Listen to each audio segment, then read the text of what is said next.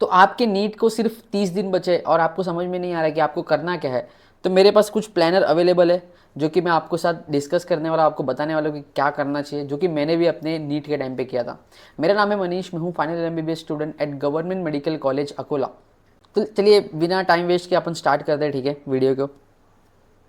तो देखो, अपने पास लास्ट के 30 दिन बचे। अब 30 दिन में, अब ये जो अपना नीट का एग्ज़ाम है, वो नीट का एग्ज़ाम कौन कितना अच्छा पढ़ता है, कितना किसका आईक्यू लेवल है, वो सब टेस्ट, वो सब से कुछ मतलब नहीं है। एग्ज़ाम के टाइम पे वो फिज़िक्स, केमिस्ट्री, बायो कौन 3 घंटे में सब कुछ एक साथ जो भी आपने पढ़ा है साल भर में, 2 साल भर में, वो वहाँ पे जाके अप्लाई कर पाता है कि नहीं। तो उसके लिए चाहिए होता है एमसीक्यू प्रैक्टिस, उसके लिए चाहिए होता है रिवीजन टाइम टू टाइम, उसके लिए चाहिए होता है आपके मिस्टेक रेक्टिफाई करना। तो मैं बता दूं यहाँ पे करना कैसे है आपको। अपन लास्ट के 30 दिन बचे, आपको करना क्या है। सबसे पहला काम करना है आपको, अब आपका सिलेबस कंप्लीट हो जाना चाहिए अभी तक, ठीक है। अगर आपका कंप्लीट नहीं हुआ है तो आप लोग बहुत पीछे हो, बहुत ज़्यादा ही पीछे हो। तो मैं मान के चल रहा हूँ कि आपका सिलेबस कंप्लीट हो चुका है। अब आपको सिर्फ एग्ज़ाम की तैयारी करनी है। अब लास्ट के 30 दिन बचे, अब ज़ोरदार तैयारी करनी है। तो सबसे पहला काम आपको करना है, मॉक टेस्ट देना है, फुल लेंथ मॉक टेस्ट, जो कि फुल लेंथ होगा, जो कि 2 से 3 मॉक टेस्ट देना है पर वीक। मतलब एक हफ्ते में 2 या 3 मॉक टेस्ट आपको देना ही है, ठीक है। अब सिर्फ मॉक टेस्ट देने से काम नहीं चलेगा। समझो आप मॉक टेस्ट दे के आए, घर पे आए, ठीक है।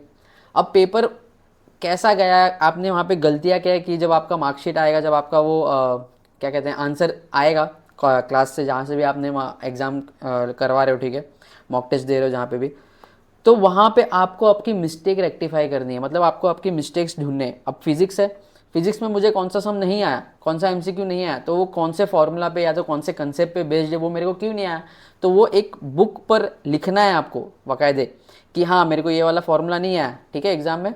तो आपको वहाँ पे एक मिस्टेक नोटबुक बनानी है, ठीक है, और उसको हर टेस्ट के पहले देखना है। सेम आपको केमिस्ट्री के लिए करना है, सेम आपको बायो के लिए करना है। केमिस्ट्री में जो आपको रिएक्शन नहीं याद आया, जो या फिर कुछ अलग मिला तुमको, तो वो लिख लो। और इनऑर्गेनिक में कुछ अलग सेंटेंस मिला, वो लिख लो। या फिर इनऑर्गेनिक का कोई सम नहीं है तो फटाक से जाओ और वो चैप्टर रिवाइज कर लो, ठीक है। सेम फॉर ऑर्गेनिक, इनऑर्गेनिक और कौन सा अपना फिजिकल। फिजिकल के लिए क्या है, कोई तो फॉर्मूला आपको नहीं आया होगा या फिर कोई एक ट्रिक वाला फॉर्मूला होगा, वो आपको नहीं आया होगा, तो वो आपको उस मिस्टेक नोटबुक पे लिखना है।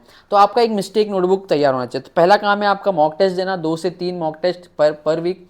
हर मॉक टेस्ट देने के बाद आपको क्या करना है, हर मॉक टेस्ट देने के बाद आपकी मिस्टेक जो है उसको रेक्टिफाई करना है कि क्या मिस्टेक हुए, क्यों हुए, क्या सिली मिस्टेक है, जिससे आप मेन एग्जाम में जाके सिली मिस्टेक ना करो। अगर ये तो आपका प्रैक्टिस पेपर है ना, इसमें आप कितनी भी मिस्टेक करोगे चलेगा, बट वही सेम मिस्टेक अगर तुमने जाके एग्जाम में कर दिया तो फिर कुछ मतलब नहीं है इतना 1 साल 2 साल पढ़ाई करके, ठीक है। तो आपको हर मॉक टेस्ट के बाद आपका मिस्टेक रेक्टिफाई करना है और उसको एक नोटबुक पर लिखना है और उसको हर टेस्ट के पहले उसको देख कर जाना है। तो इससे आपकी मिस्टेक्स धीरे धीरे धीरे धीरे धीरे धीरे क्या होंगे, कम होना चालू होंगे। मिस्टेक बढ़ेंगे नहीं, कम होना चालू करेंगे। फिर आपको दिमाग में रहेगा कि हाँ मैंने ये गलतियाँ की थी, मुझे ये गलती आपको नहीं दोहरानी है। आपने अगर बबलिंग गलत फिल किया तो वो भी लिखो कि हाँ मैंने गलत बबलिंग फिल कर दिया था, तो मेरे को बबलिंग के टाइम पे भी ध्यान देना है।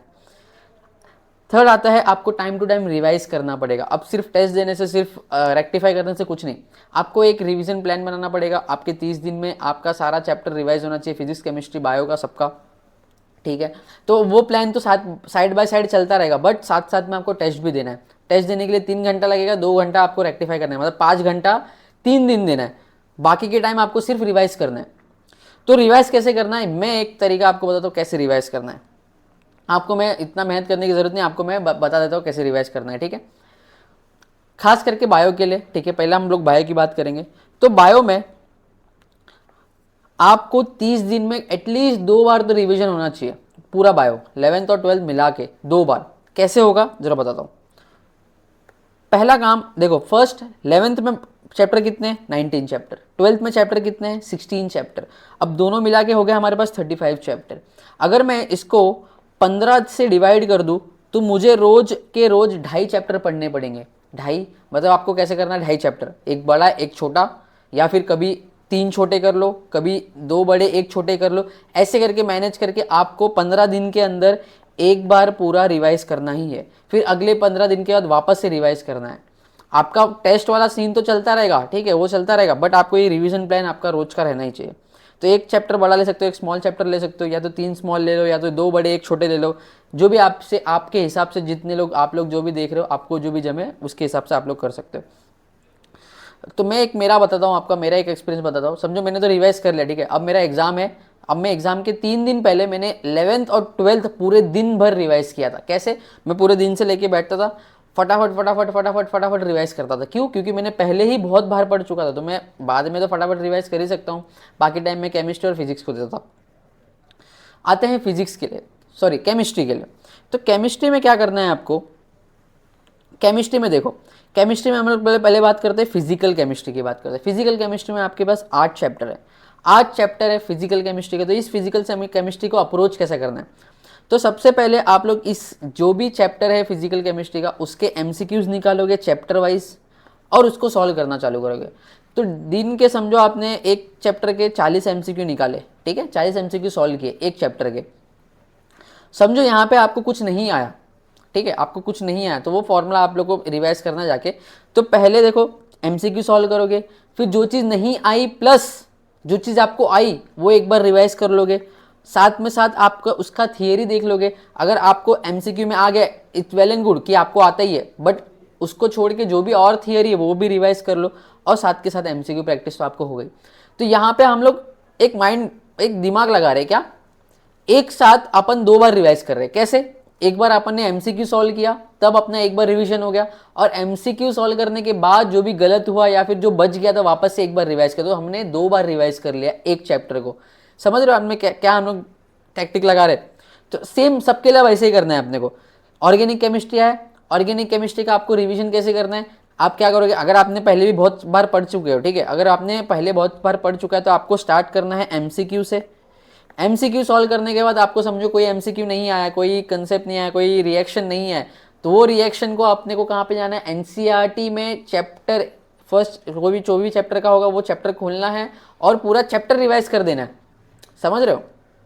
तो पूरा जब चैप्टर आप लोग रिवाइज करोगे तो आपने एक बार एमसीक्यू के तौर पे अपना रिवाइज किया चैप्टर, साथ में आपने एनसीईआरटी लर्न किया। एनसीईआरटी मतलब आपने लाइन बाय लाइन पढ़ी, उसमें एक बार रिवाइज किया।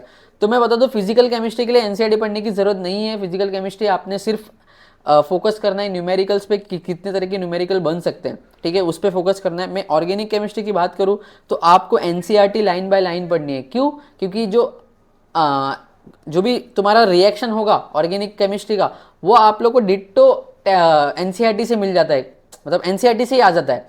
अभी ऐसा नहीं कि कोई बाहर का रिएक्शन देंगे, नहीं, एनसीईआरटी से ही आएगा सब कुछ। तो आपको रिएक्शन पढ़ना है लाइन बाय लाइन।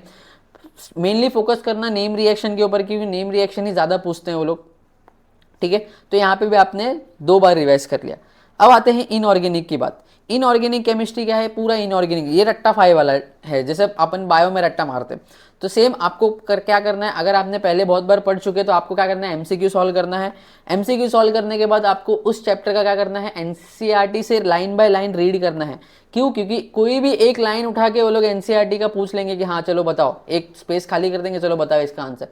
तो ऑर्गेनिक और इनऑर्गेनिक के लिए आपको specific NCERT line to line आपको पढ़नी है, ठीक है। इनऑर्गेनिक के लिए आप लोग फॉर्मूला और टाइप्स ऑफ क्वेश्चन आप लोग सॉल्व कर सकते हो। फिर आते हैं हम लोग फिजिक्स की बात करते हैं। फिजिक्स जो है, अब फिजिक्स का क्या सीन है पता है क्या? आप लोग ज़्यादा रिवाइज नहीं करोगे तो भी चलेगा, बट ज़्यादा से ज़्यादा एमसीक्यू सॉल्व करोगे ना तो आप लोगों को फायदा होगा। क्यों? क्योंकि इससे आपकी न्यूमेरिकल सॉल्व करने की स्पीड बढ़ेगी प्लस एक्यूरेसी बढ़ेगी, ठीक है। तो आप लोग एग्जाम के टाइम पे फंबल नहीं करोगे उस टाइम पे। तो देखो अपने पास टोटल 25 चैप्टर है, ठीक है, किसके? फिजिक्स के। ज़्यादा भी होंगे पता नहीं मुझे, बट 25 चैप्टर मैंने जो कंबाइन करके भी गिन के रखा है, ठीक है। तो 25 चैप्टर है अपने पास, ठीक है। तो इसको रिवाइज कैसे करोगे? हर दिन 1 से 2 चैप्टर निकालना है। एक चैप्टर भी निकाला तो भी तुम्हारा 30 दिन के अंदर पूरा फिजिक्स रिवाइज हो जाएगा। तो मैं तो सोचता हूँ कि 2-2 करो तो भी बहुत बढ़िया, क्योंकि आप लोगों को दिन भर क्या करना है? अभी सिर्फ पढ़ना ही है, ठीक है, और कुछ काम नहीं है आप लोगों को। तो मैं आप लोगों को सजेस्ट करूंगा 2 चैप्टर के एमसीक्यू रोज सॉल्व करने हैं। आपको क्या करने का? जो भी चैप्टर आपको रिवाइज करना है, लाइन से जाने का, जो भी चैप्टर रिवाइज करना है 2 भी, उसके एमसीक्यू सॉल्व करने का पहले। अब एमसीक्यू सॉल्व करने के बाद आपको उसमें से कुछ तो एमसीक्यू आएंगे, कोई तो एमसीक्यू नहीं आएंगे। जो आपको आए वो तो तुमको आते हैं, मतलब उसका तो कंसेप्ट आपको क्लियर है, बट जो नहीं आता उसका आपको कंसेप्ट क्या करना है? जाके देखना है। कहाँ से? जो भी आपका स्टडी मटेरियल होगा, वहाँ पे जाके देखना है आपको, ठीक है। तो उसका कंसेप्ट डीपली रिवाइज करो कि क्यों नहीं आया मुझे, वहाँ पे आना चाहिए था, मैंने पढ़ाई किया तो क्यों नहीं आया, नहीं आया, उसको मिस्टेक बोर्ड नोटबुक पे लिख के रख लो एक साइड पे, प्लस आप लोग यहाँ पे डीपली रिवाइज कर लेना उसको। तो इससे होगा क्या, इससे होगा क्या, अब सब कुछ आपको समझ में क्या आया, मैंने अभी तक जो भी चीज़ बताया, पहले एमसीक्यू सॉल्व करना है, देन उस चैप्टर को रिवाइज करना है एनसीईआरटी से या फिर तुम्हारा जो भी नोट्स होगा वहाँ से, और एक मिस्टेक नोटबुक होगी जहाँ पे आप लोग अपने मिस्टेक रिवाइज करोगे। तो पूरा जो भी अपन ने प्लान बनाया ये किसके लिए, फिजिक्स केमिस्ट्री तो बायो तो 15 दिन में करना है, ठीक है, 2 बार 15-15 2 बार आपको रिवाइज करना है। केमिस्ट्री फिजिक्स अपने हिसाब से जो भी आपकी स्पीड होगी उसके हिसाब से आप लोग करो, बट कभी रुकना नहीं, ठीक है।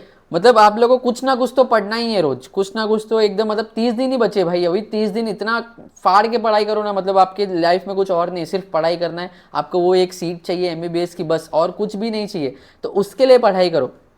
तो मैं आपको ये बता रहा था कि अपन जो है कि एक मतलब एक हार्ड वर्क ना करके अपन ने एक थोड़ा सा क्या किया, अपन ने एक स्मार्ट वर्क किया। क्या स्मार्ट वर्क किया अपन ने कि अपन ने एक बार पढ़ के 2 बार रिवाइज किया, एक बार एमसीक्यू सॉल्व करते टाइम पे रिवाइज हो गया, और एक बार जो अपन पढ़ेंगे वो एक बार रिवाइज हो गया। तो ऐसे सब सारों के लिए करना है, ठीक है।